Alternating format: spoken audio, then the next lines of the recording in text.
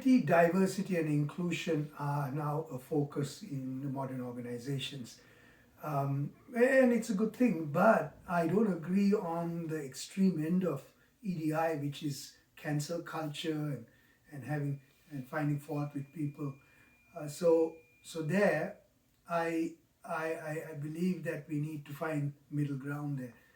However, unconscious bias is an important focus in that area, because all of us have unconscious biases or implicit biases which have been hardwired into us since we were young, especially between 1 and 10.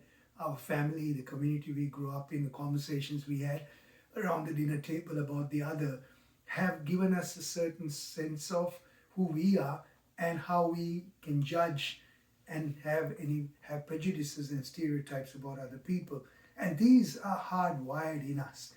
And it's important for us to really put a mirror on ourselves to see what they are and whether it's appropriate. For instance, I grew up in Sri Lanka, in Kandy, and the biases that I acquired there in the 1960s, is it appropriate in Canada in 2022?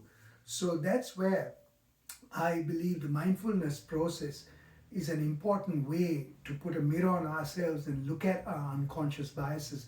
Because when I sit in meditation and when I go into a space of reflection to assess and see what is driving me, what are my fears and anxieties, especially when I meet people from other backgrounds, from different ethnicities, and those biases, are they coming up in me and how can I shine a light on them and then analyze them?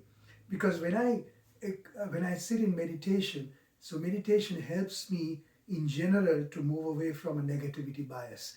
So meditation enlarges our prefrontal cortex, which is the area which dominates our thinking, positive thinking, our optimism, our fearlessness comes from there, because we're able to put things in perspective.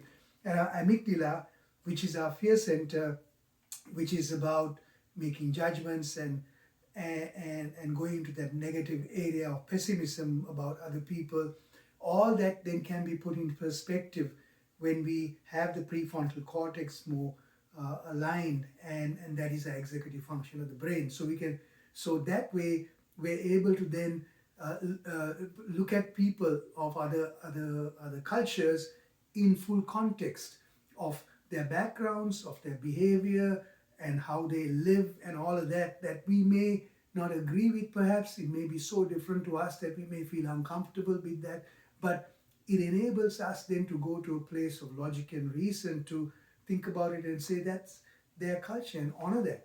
And that way we can accommodate and we can then live together, we can understand each other better. And then finally, we can then look at the other as equals to us. They are human beings just like us. Unfortunately, in times of war and all that, we end up demonizing the other. That enables us to harm the other. So how can I then find myself in a place where I can put things in better perspective? And that's where I believe that the mindfulness process becomes an important component of equity, diversity, and inclusion.